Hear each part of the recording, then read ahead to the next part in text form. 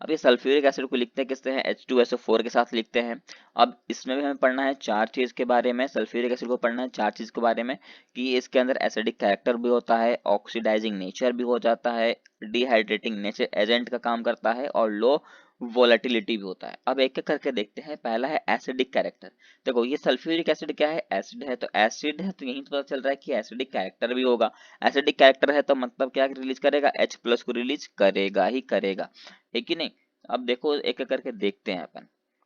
जैसे कि यहाँ H2SO4 है ना, इसको अगर हम रिएक्शन करते हैं ना, तो ये एक बार रिएक्शन जब होता है तो इससे एक H+ बाहर चला जाएगा तो बचे बनेगा क्या, HSO4-, फिर से H+ बाहर जाएगा तो क्या बनेगा, SO4-2, है ना।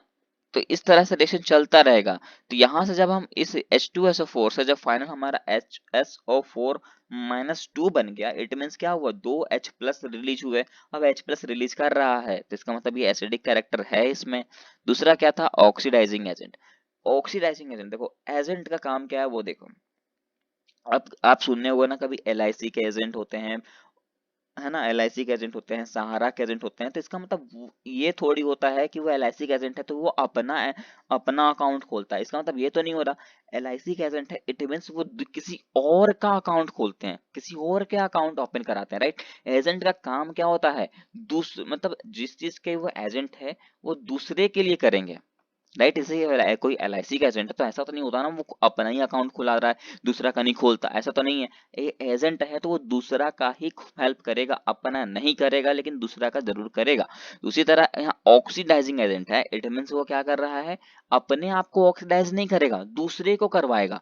अपने आप को ऑक्सीडाइज नहीं करेगा, दूसरों को करवाएगा। अब दूसरों को करवाएगा वो कैसे, देखो यहाँ एग्जांपल है CuH2SO4। अब CuH2SO4 है तो यहाँ जब रिएक्शन होता है तो मिलता है CuSO4 plus SO2 plus H2O, right. अब यहाँ S है, सल्फर है, सल्फर के साथ अगर H2SO4 रिएक्ट करता है तो ये सल्फर को क्या दे देता है, ऑक्सीजन दे देता है। मतलब क्या कर रहा है, देखो दूसरे को क्या कर रहा है, ऑक्सीडाइज कर रहा है, और खुद का क्या कर लेता है, खुद का क्या करेगा, दूसरों को ऑक्सीडाइज कर रहा है तो क्या करेगा, अपने आप को डिहाइड्रेट कर रहा है, राइट।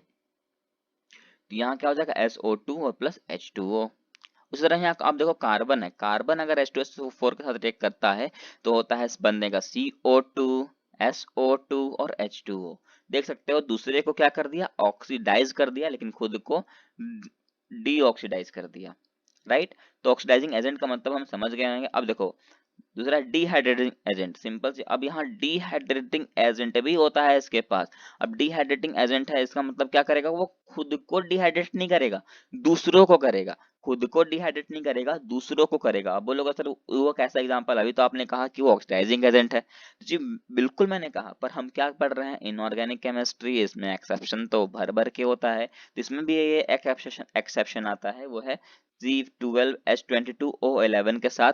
ये जब H2SO4 के साथ रिएक्शन बनाता है तो ये क्या बन जाता है, ये जितना भी समझो तो वो वाटर है ना, जितना भी वाटर मॉलिक्यूल होगा वो रिलीज कर लेगा, मतलब वो खुद रख लेगा और दूसरे को क्या करेगा, डिहाइड्रेट कर देगा, दूसरे को प्यासा रख देगा और अपना पेट भर लेगा, क्योंकि डिहाइड्रेटिंग एजेंट है। दूसरा का डिहाइड्रेट करेगा लेकिन खुद का हाइड्रेट करेगा, मतलब खुद को बचा के रखेगा। तो ये क्या करेगा, जो 12 कार्बन थे वो अलग कर देगा और 11 H2O को अपने पास रख लेगा, राइट। और बस लास्ट याद रखना है आपको कि लो वर्ललिटी तो होता ही होता है।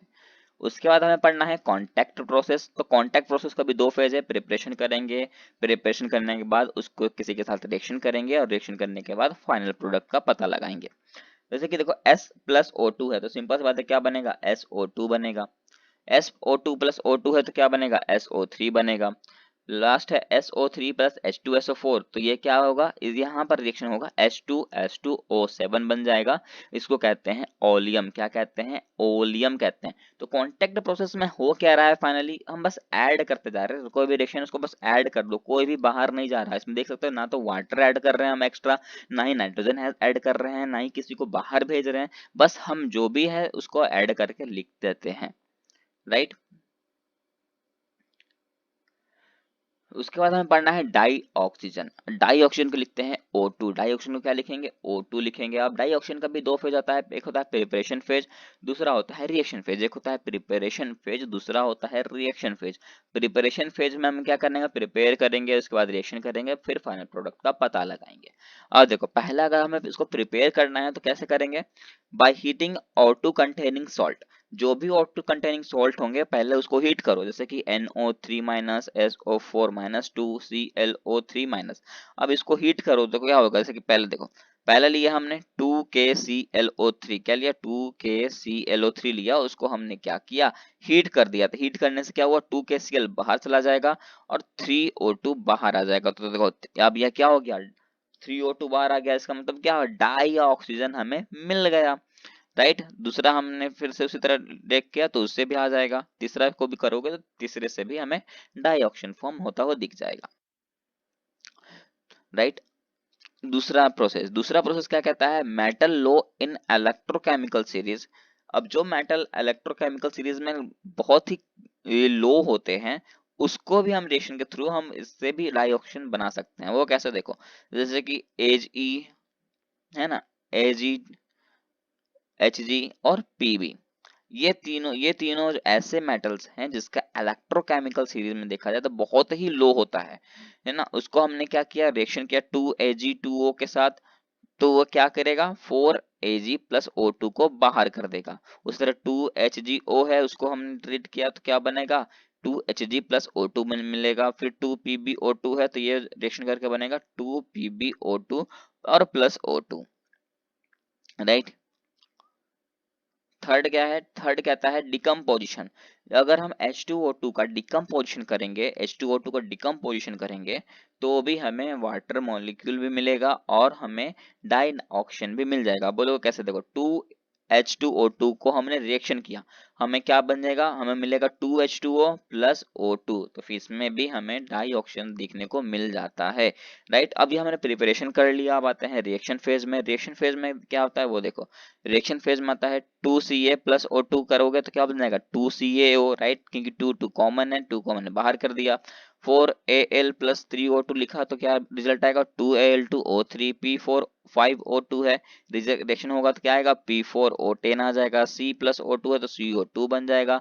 2SO2 प्लस O2 है तो क्या बन जाएगा? 2SO3 बन जाएगा।